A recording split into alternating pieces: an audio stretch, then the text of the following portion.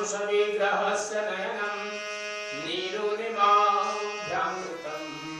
रामानन्दमनस्विनः पुनरहो शिष्यत्वमाश्रद्धो पश्चात्कादिकदम्बकुञ्जरहरे आश्चर्यमये यो भवन् लीला शक्तिविकासनं च कुरुतो नाहं मदक्षोणिता पश्चाज्जीवनमद्भुतं कृतमहो कम्मालिकं मालयो पश्चादेवलकस्य रक्षणमहो दुर्गाकृतं वन्दिता पश्चात्कारितमद्भुतं विजगत सन्दर्शनं दर्शनं पारावारविघटनं मुदरिको रावाससंस्थापनं गोरक्षस्य तथा स्वयोगकलया नररूपसंवर्धनं संसाराम्बुधिसेतुरूपमचलं संस्थाप्य धर्मं निजम् अन्तर्धानमजन्मनो मकरणे जातं चरित्रं गुरोः अन्तर्धानमजन्मनो मकरणे जातं चरित्रं गुरोः वन्दौ सत्यकर्तिरगो चरणकमलशिरनाय व्यासज्ञानकरनिकल भ्रमतमदेदनसाय पूजा गुरु की कीजिए सब पूजा के नाम जो जल सिंचय मूल करो शाखा पर भाव गुरु बिन ज्ञान न उपजय गुरु बिन विनय न भेद गुरु बिन संशय न मिटे जय जय जय गुरुदेव सत्य नाम को सुमर के कर गए पदुकय में ताते कबहु न छाड़ियो सत्य नाम कीर्ते ताते कबहु न छाड़ियो सत्य नाम कीर्ते प्रेम से बोली सद्गुरु कबीर साहिब की जय सद्गुरु कबीर साहिब की जय सद्गुरु कबीर साहिब की जय सत्य पुरुष परमात्मा हम सबके हृदय में विराजमान सद्गुरु कबीर साहिब परम आदरणीय परम श्रद्धेय सभी भक्त सज्जन देवियों और सज्जनों परम पावन अवसर आज हम सब लोग यहाँ पर उपस्थित हैं और एक पुण्यशाली परिवार बहुत ही भाव भक्ति से भरा हुआ परिवार आश्विन भाई उनकी धर्मपत्नी पूनम जी उनके पुत्र उनकी माता जी और समस्त परिवार जितने भी भाई बहन और भाभी जितने भी लोग हैं यहाँ पर आप सब लोग बहुत ही श्रद्धा और भक्ति के साथ आज की यह संध्या आज का यह सत्संग का आयोजन आप लोगों ने किया है बहुत सुंदर सजावट के साथ श्रद्धा भक्ति के साथ अभी हम सब लोगों ने मिल करके संध्या पाठ किए और सत्संग के कुछ भजन और कुछ प्रवचन की ओर हम आगे बढ़ते हैं प्रेम से बोली सद्गुरु कबीर साहिब की जय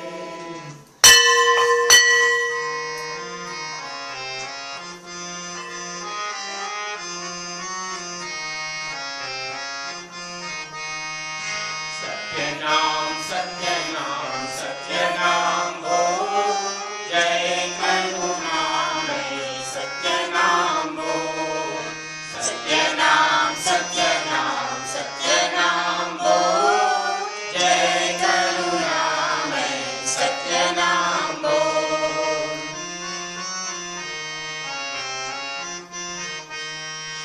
करे भवास में भाषे कबूल बाहर आकर उसको भूले गर्भवास में भांति कबूल बाहर आकर उसको भूले पूरा करो अपना कहो जय करुणामय सत्य नाम बोल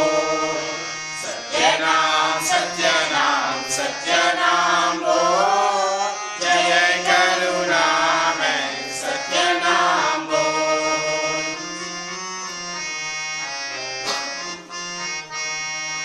मानुष तन तुम पाय के प्यारे, सोते हो क्यों पांव पसारे। मानुष तन तुम पाय के प्यारे, सोते हो क्यों पांव पसारे। ज्ञानहीन नर आँखें खोल, जय करुणामय सत्य नाम बोल। सत्य नाम सत्य नाम सत्य नाम बोल, जय करुणामय सत्य नाम बोल।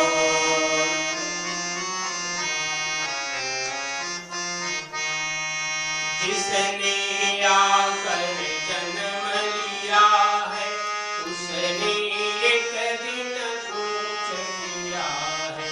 जिसने आकर जन्म लिया है, उसने एक दिन कुछ किया है। अब तो अंतर के पथ खोल, जय करुणामय सत्य नाम बोल। सत्य नाम सत्य नाम सत्य नाम बोल, जय करुणामय सत्य नाम बोल।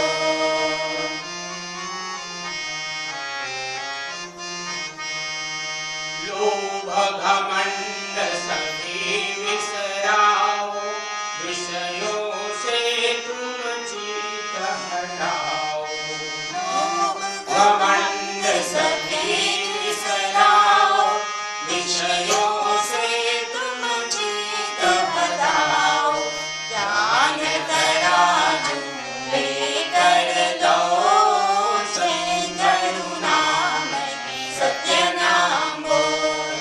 सत्य नाम सत्य नाम सत्य नाम बोल, जय करुणामय सत्य नाम बोल।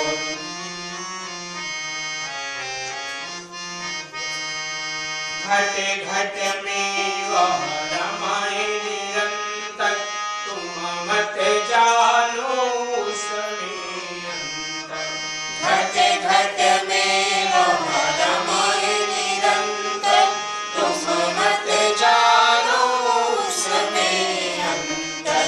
पुरुष वचन है अभी अमोल, जय करुणामय सत्य नाम बोल। सत्य नाम सत्य नाम सत्य नाम बोल, जय करुणामय सत्य नाम बोल।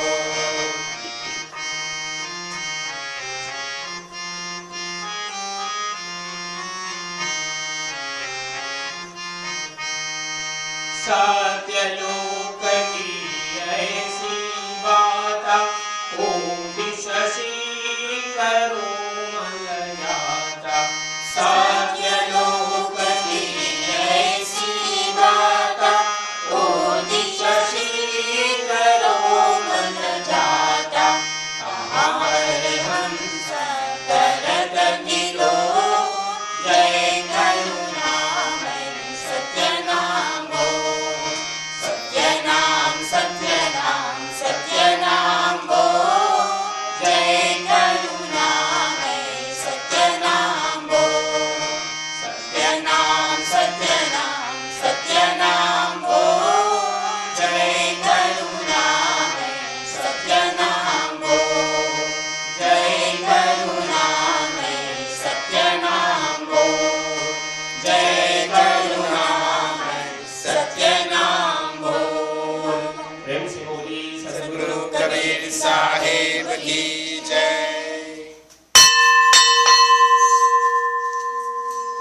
सदगुरु कबीर साहिब का यह भजन, जिसमें सत्यनाम की महिमा गाई गई है। सदगुरु कबीर साहब ने ये नाम सत्यनाम अपने भक्तों को इसलिए दिया कि एक सत्य कहने से संसार के जितने भी परमात्मा के नाम हैं, सभी इस सत्य में समाहित हो जाते हैं। ट्रूथ इज गॉड, और सत्य से ही सारे संसार के जितने भी कार्य हैं, सब कुछ इसी से चलता है, सत्य से। क्यों चलता है? चंद्रमा की गति, सूर्य की गति, पृथ्वी की अपनी परिक्रमा, सभी की एक गणना है, सभी एक गणित से जुड़े हुए हैं, मैथमेटिक्स से जुड़े हुए हैं, और ये सभी क्रियाओं का संचालन परमात्मा ने इस सत्य रूपी जो शक्ति है उसके साथ में जुड़ा हुआ है। अर्थात अपने नियम के विरुद्ध कोई भी किसी भी तरह से बाहर नहीं जा सकते हैं। साथ ही साथ सभी संसार की चीजें परिवर्तनशील हैं, लेकिन परमात्मा का जो कार्य है उसमें किसी प्रकार का परिवर्तन नहीं आता। उसके कार्य सदा इसी प्रकार से चलते रहते हैं, और अन्य अन्य भारत इस संसार के जितने भी देश हैं अपने अपनी भाषाओं के अनुसार उस परमात्मा के नाम अलग अलग रखे हैं, लेकिन कार्य उस परमात्मा के जो हैं वो सबके एक ही हैं। वो परमात्मा संसार की सृष्टि करता है, सभी का संरक्षण करता है, सभी का भरण पोषण करता है, और वही जब एक जीव की आयु पूरी हो जाती है तो इस संसार से उसको दूसरे लोक में ले जा करके उसको एक नया जीवन प्रदान करता है। तो चाहे उस परमात्मा के कोई भी नाम हम रखें, लेकिन परमात्मा का एक ही स्वरूप है, वह है सत्य स्वरूप। और इसलिए साहिब कबीर कहते हैं कि सत्य नाम को सुमर के तरि गए पतितयने, ताते कबहु न छाड़िए सत्य नाम कीटे। इस साखी के माध्यम से सदगुरु कबीर साहब यही कह रहे हैं कि सत्य नाम का सुमिरण करके, अर्थात उस परमात्मा का सुमिरण करके कितने भी लोग जो कि अपने जीवन में कभी अच्छे कर्म किए, कभी कभी अपकर्म भी किए, लेकिन सत्य का आश्रय लेकर के, सत्य नाम अर्थात परमात्मा का आश्रय लेकर के उनने अपने जीवन के जितने भी उनके अपकर्म के प्रतिफल थे उन सब से मुक्ति पा ली।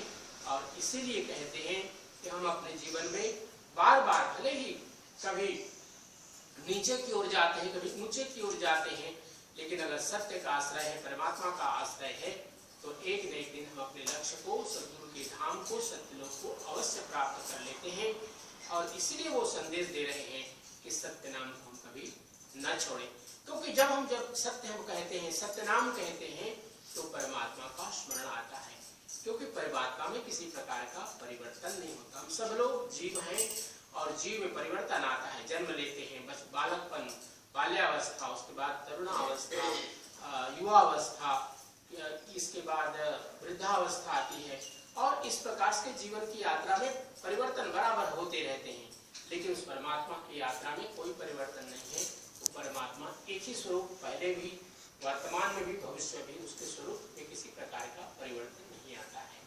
इसलिए उसको हम परमात्मा कहते हैं, और उसी का आश्रय ही सबसे बड़ा आश्रय है, क्योंकि जब उसके आश्रय में चले जाते हैं तो सबको तारण करने वाला है, सबको मोक्ष दिलाने वाला है, सबको भवपार कराने वाला एकमात्र परमात्मा है। ये जो सदगुरु कबीर साहब के माध्यम से ये जो भजन हम सब लोगों को प्राप्त हुआ, जिसमें सदगुरु कबीर साहब ने बहुत सुंदर और बात कही कि हम अपने जीवन में क्यों कभी कभी भटक जाते हैं। उसका एक बहुत बड़ा कारण है लोभ और घमंड। हम लोग के जीवन में जो मिलता है, जो हमने परिश्रम किया है, जो हमने एक उपार्जन का तरीका चयन किया है कि हम कैसे जीवन की यात्रा को ले चलेंगे आर्थिक रूप से, और अन्य जो भी हमारे परिवार है या समाज है, इसको आगे ले चलने के लिए अनेक प्रकार के हम कार्य करते हैं। कोई व्यापार करते हैं, कोई नौकरी करते हैं, कोई और कार्य करते हैं। तो इसमें हमें संतोष होना चाहिए। जब संतोष मन में, जीवन में होता है, तो उससे आत्म शांति प्राप्त होती है। क्यों? क्योंकि हमें लगता है कि हमने जो परिश्रम किया उसका परिणाम, प्रतिफल हमें प्राप्त हुआ, और वो हमारे लिए काफी है। जब पर्याप्त नहीं होता तो हम कोई और कार्य, साइड बिजनेस करते हैं, कोई और मेहनत का कार्य करते हैं, जिससे कि हमारी आमदनी बढ़ जाए।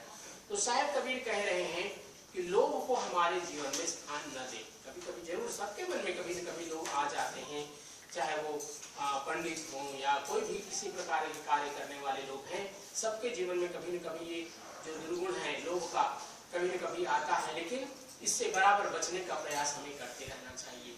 और दूसरी बात कहते हैं सदगुरु कबीर साहब ने कि घमंड, ये जो अहंकार हम लोग के अंदर आता है, ईगो आता है, ये हमारे जीवन में बहुत बड़ा दुष्परिणाम लेकर के आता है। क्योंकि जब हम घमंड से भर जाते हैं तो हमें लगता है कि हम बहुत रूप वाले हैं, बहुत विद्या वाले हैं, बहुत धन वाले हैं, हमारा परिवार बहुत सुंदर है। तो इस प्रकार के जब मन में भाव आ जाते हैं तो व्यक्ति फिर सत्य से दूर होने लगता है, परमात्मा से दूर होने लगता है। तब हर कार्य में वो जोड़ता है, सोचता है कि मैं ही हूँ, मैं कर रहा हूँ, मैं सबका संचालन कर रहा हूँ, मैं परिवार का भरण पोषण कर रहा हूँ। ये जो भाव मन में आ जाते हैं मैं का, ये हमें परमात्मा से दूर करता है। सदगुरु कबीर साहब इसलिए कहते हैं, जब मैं था तब हरि नहीं, जब मैं था तब हरि नहीं, अब हरि है मैं नाही, सकल अंधियारा मिट गया, जब दीपक देखा माही। प्रेम से बोली सदगुरु कबीर साहेब की जय। सदगुरु कबीर साहब कह रहे हैं कि जब तक व्यक्ति के जीवन में अहम भाव है, जब तक मैं का भाव है, परमात्मा और जीव के बीच में एकमात्र यही पर्दा है, बीच में एक यही दीवार है जो जीव को परमात्मा से अलग करता है, दूर करता है। सदगुरु कबीर साहब कहते हैं ये जो पर्दा है, बीच का दीवार है मैं का, अगर ये दूरी हट जाए तो जीवात्मा में और परमात्मा में कोई किसी प्रकार का भेद नहीं है, दोनों एक ही हैं।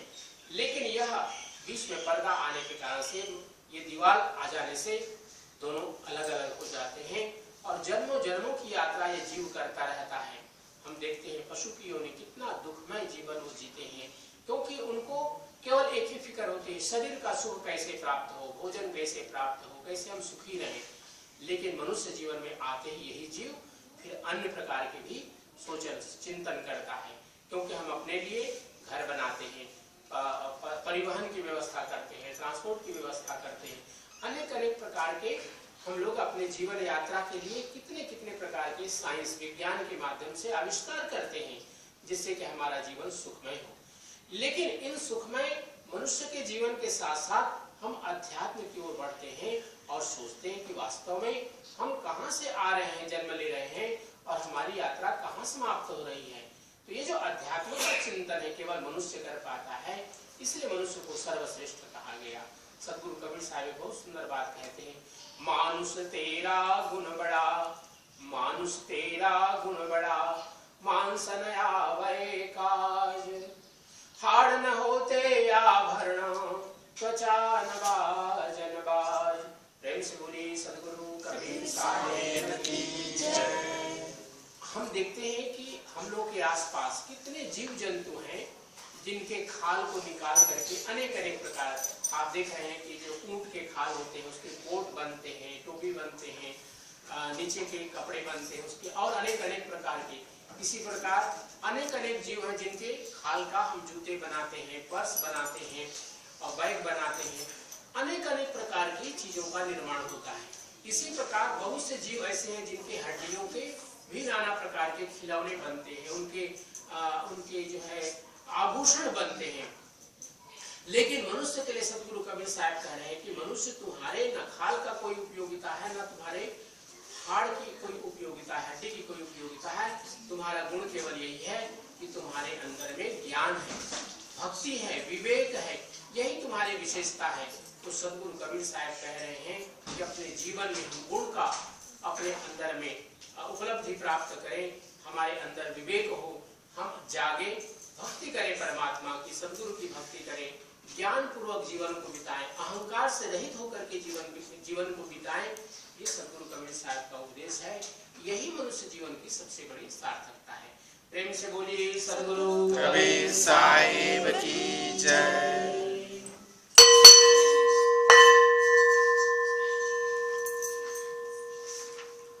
ये पहले पत्रिका का ठीक उसके बाद वाला भजन है।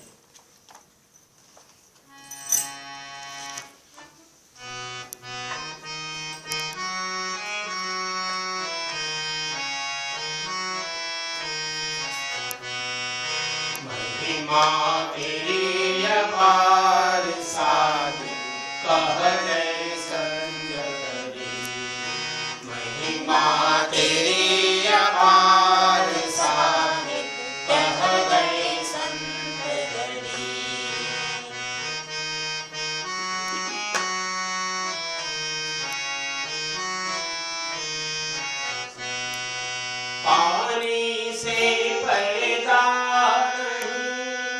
श्वासानां शरीर पानी से पैदा नहीं श्वासानां शरीर अन्न आहार करता नहीं ताका नाम कबीर हुसारे ताका नाम कबीर महिमा तेरी अपार साहिब कह है संत कबीर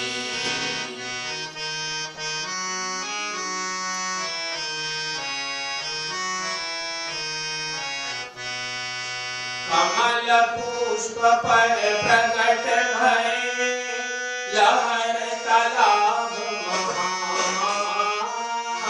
कमल पुष्प पर प्रकट भये लहर तालाब महान काशीपुरी आनंद भये साधु संत महान हो साहिब साधु संत महान महिमा तेरी अपार साहिब कह गए संत कबीर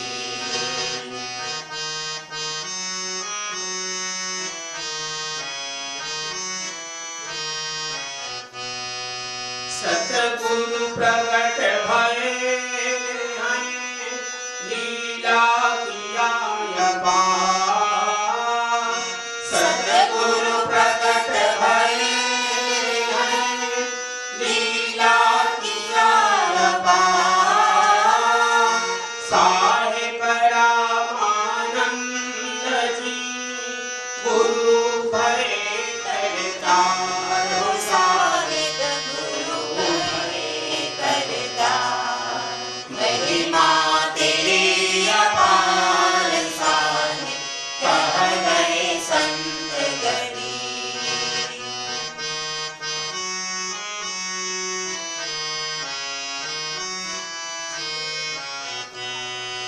चलती चाकी देख के दिया कबीरा रो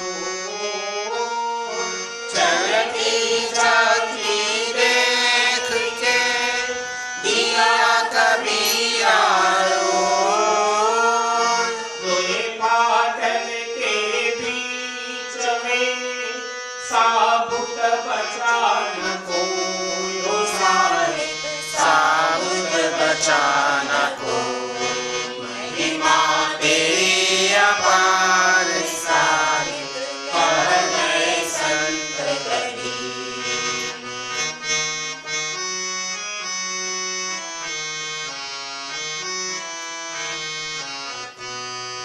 जागो राखे साइया मारी सके ना को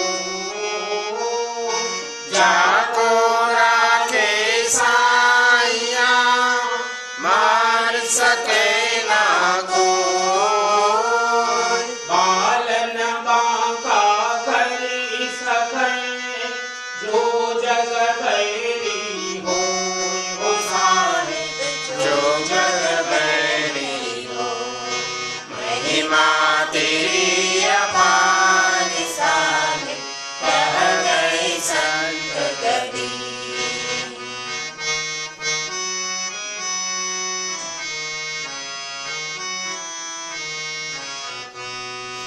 कबीर खड़े बाजार में सबकी मांग है कबीर खड़े बाजार में सबकी मांग है ना काहू से दोष थी ना काहू से बैर हो साहिब ना गाओ से बैर महिमा तेरी अपार साहिब कह गए संत कबीर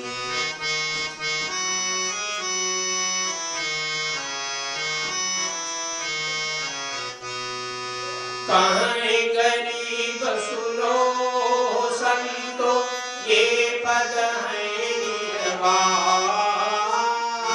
कहे कबीर सुनो संतो ये पद है निर्वाण।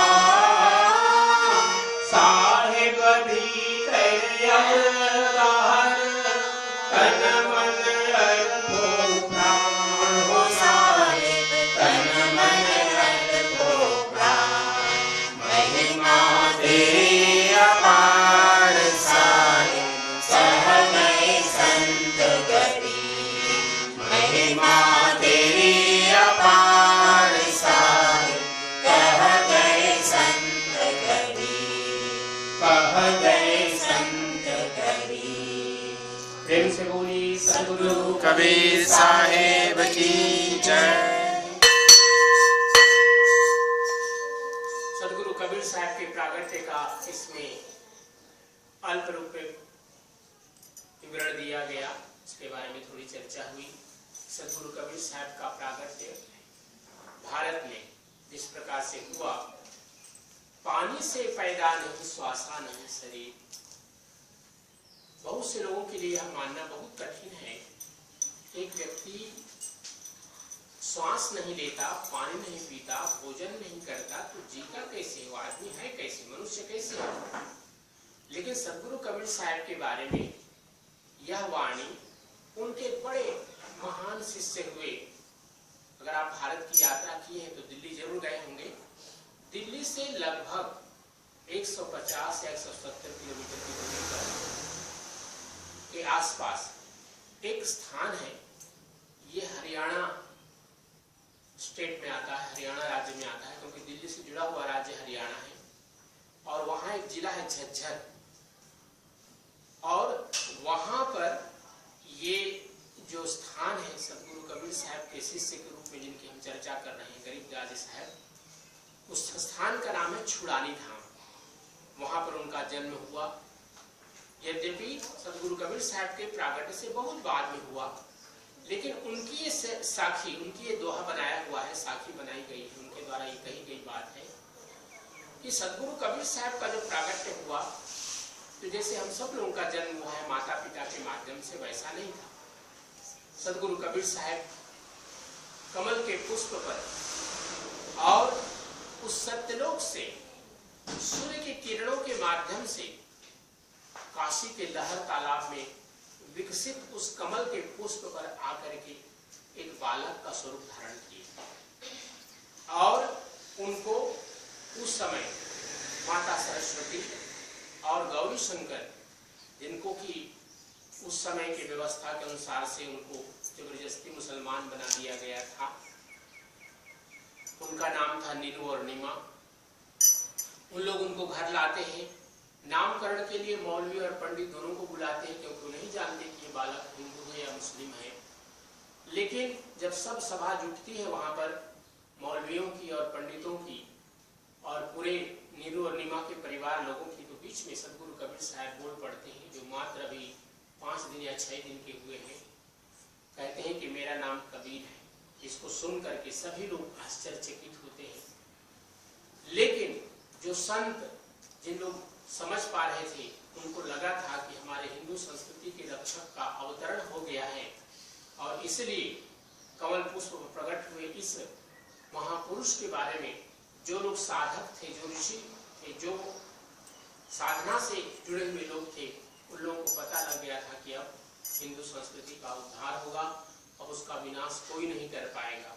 सद्गुरु कबीर साहब को इस रूप में लोगों ने जाना, और बाद में चल करके उस समय एक महान संत हुए जो वैष्णव परंपरा के थे, स्वामी रामानंद जी महाराज। सद्गुरु कबीर साहब ने सोचा कि इनका जो कार्य है स्वामी रामानंद जी का, भले ही वो जातिवाद में बहुत ज्यादा विश्वास रखते थे, सामान्यतः लोगों से आमने सामने बात नहीं करते थे, बीच में एक कपड़े का पर्दा लगा करके तब उस पार दूसरे लोग होते थे उनसे बात करते थे, लेकिन विद्वान थे और साधक थे, सिद्ध थे। सद्गुरु कबीर साहब ने उनको एक गुरु के रूप में स्वीकार किया और उनके माध्यम से वैष्णव परंपरा का सम्मान किया, क्योंकि वैष्णव परंपरा में आहार विहार और विचारों की बड़ी शुद्धता होती है। सद्गुरु कबीर साहब ने अपने विचारों को भले ही गुरु के रूप में सदेह अर्थात सगुण रूप में स्वीकार किया, क्योंकि स्वामी रामानंद जी वैष्णव से श्री विष्णु भगवान के उपासक थे, शालिग्राम की पूजा करते थे। लेकिन सदगुरु कबीर साहब ने निर्गुण निराकार और इस प्रकार ज्ञान जो एक भाग है उसको उन्होंने स्वीकार करते हुए लोगों में प्रचार करना शुरू किया। यह जो संसार है एक ही परमात्मा ने बनाया है, परमात्मा दो नहीं है। हम भले उसके नाम कितने भी रख लें, लेकिन वह परमात्मा एक है और वह परमात्मा सत्य स्वरूप है। उसमें किसी प्रकार की संशय नहीं होना चाहिए, आपस में विवाद नहीं होना चाहिए।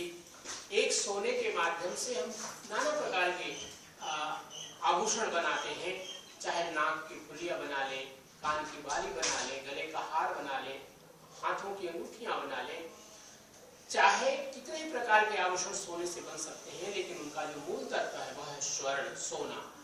तो इसी प्रकार वह परमात्मा की हम जितने प्रकार की भाषाओं में उनके नाम अलग अलग रख लें, लेकिन वह परमात्मा एक है। और इसलिए सदगुरु कबीर साहब ने कहा कि उनके आराधना करने का जो तरीका है, हम लोग मनुष्य ने अलग अलग तरह का बनाया है, उसकी आराधना करने का, उसकी पूजा करने का, उसके प्राप्ति करने के कर्मकांड अलग अलग जो बनाया है परमात्मा ने नहीं बनाया, मनुष्य ने बनाया है। लेकिन परमात्मा की प्राप्ति का एकमात्र और सुगम सरल यही है कि उनका हम स्मरण करें, उनका ध्यान करें और सत्मार्ग पर चलें, किसी के दिल को न दुखाएं, किसी के लिए अहितकारी वचन न बोले और किसी के लिए कष्टमय अपने व्यवहार को न बनाएं। ये सदगुरु कबीर साहब का उपदेश था। इसलिए उन्होंने कहा कि ये जो संसार है चलती चक्की देख के दिया कबीरा रोए। यह संसार शाम और प्रातः, दिन और रात्रि, ये जो दो का स्वरूप है, सभी के जीवन में चल रहा है। ये कभी सुख आते हैं जीवन में, कभी दुख आते हैं, रात्रि व्यतीत होती है, फिर प्रातः काल का आगमन होता है। इसी प्रकार यह जीवन यात्रा चलती है, एक दिन समाप्त हो जाती है। लेकिन ये जो दो के भाव है सदा लगे रहते हैं। ये पूरा संसार इसी चक्की में पीस रहा है। लेकिन जो सत्य का आश्रय कर लेता है गुरु की कृपा से, जिस प्रकार एक चक्की है, चक्की जिसको हम जाता पहले कहते थे, यहाँ मॉरिशस में भी पहले था यहाँ पर, तो वो जो किली जिस पर दूसरा ऊपर वाला चाक रहता था, जब घुमाते थे तो किली के बगल में अगर कोई दाना रह जाता था तो वो साबुत रह जाता था, उसको पीसने की स्थिति नहीं आती थी, क्योंकि जो बगल में होते थे वो सब पीस जाते थे। लेकिन जो किली के बीच में जो उसके बगल में एक दो दाने रह जाते थे, वो वैसे के वैसे रह जाते थे।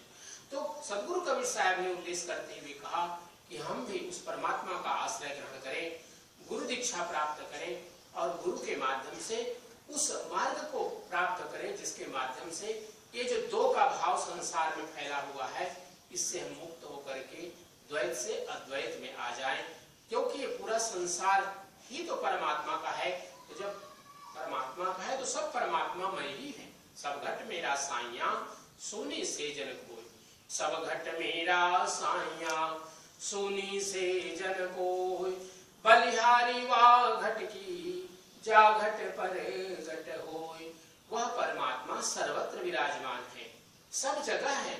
लेकिन एक साधक, एक भक्त उसको अपने जीवन में जागृत कर लेता है, उसको प्राप्त कर लेता है, तो उसके लिए क्या होता है, सर्वत्र उसको वही परमात्मा दिखाई देता है। लेकिन जब कभी हम इस अज्ञान में रहते हैं कि परमात्मा अलग है, संसार अलग है, तो तब तक हम अपने और अपने परमात्मा के बीच में एक दूरी बराबर पाते हैं, बराबर वह परमात्मा हमसे अलग ही रहता है। लेकिन सदगुरु कबीर साहब कहते हैं ये संसार परमात्मा ने बनाया है और परमात्मा सर्वत्र व्याप्त है। इसलिए मैं तो हूँ विश्वास में, मोह कहाँ ढूंढे बंदे, मैं तो तेरे पास में। विश्वास और व्यक्ति की श्रद्धा उसको परमात्मा से मिला देती है। यही सदगुरु कबीर साहब की शिक्षा है। प्रेम से बोली सदगुरु कबीर साहेब की जय।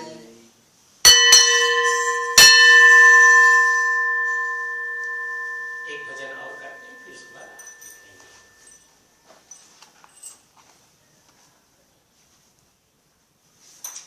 उसी पत्रिका में 14वें नंबर का भजन।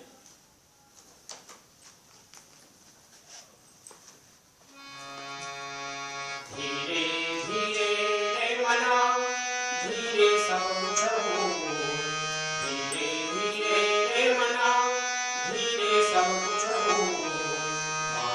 सिंचय सब घड़ा ऋतुआवे फल हो माली सिंचय सब घड़ा ऋतुआवे फल हो।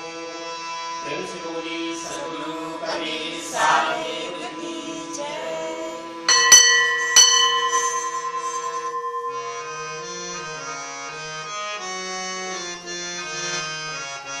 कोई धीमी गाड़ी हाँ कोई राम गाड़ी वाला कोई मधुरी गाड़ी हाँ कोई राम गाड़ी वाला।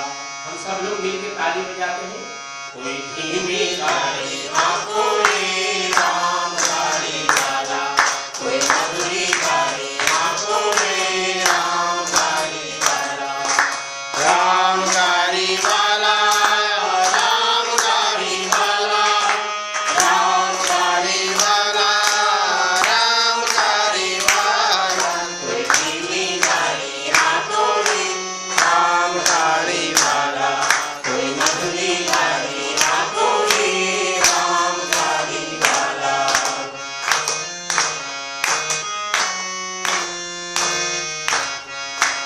गाड़ी तेरी रंग बिरंगी बैल तो भंडूरा गाड़ी तेरी रंग बिरंगी बैल तो भंडूरा।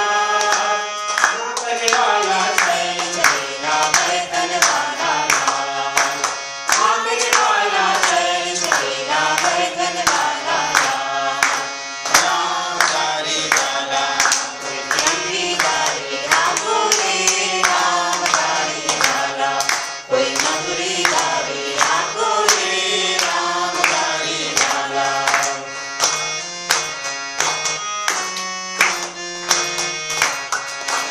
गाड़ी अटके रेत में भारी मंजिल बड़ी है दूर गाड़ी अटके रेत में भारी मंजिल बड़ी है दूर। ऐसा कोई सद्गुरु है जो पहुंचावे हजूर ऐसा कोई सद्गुरु है जो पहुंचावे हजूर। राम गाड़ी वाला कोई धीमी गाड़ी हाँ कोई राम गाड़ी वाला कोई मधुरी गाड़ी हाँ कोई राम गाड़ी वाला।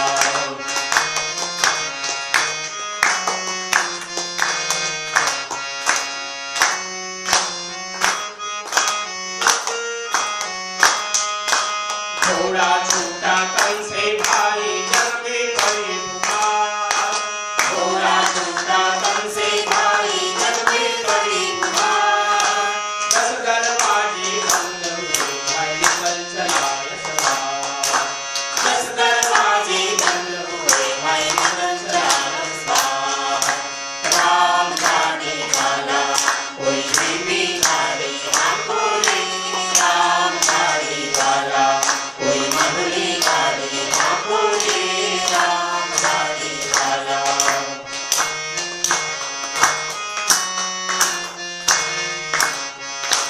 यंत्र मालो झांझर भाई गया बजावन हार यंत्र मालो झांझर भाई गया बजावन हार। यंत्र बजाओ धूम करेंगे टूट गया सब तार यंत्र बजाओ शोर करेंगे टूट गया सब तार। राम गाड़ी वाला कोई धीमी गाड़ी हाँ कोई राम गाड़ी वाला कोई मधुरी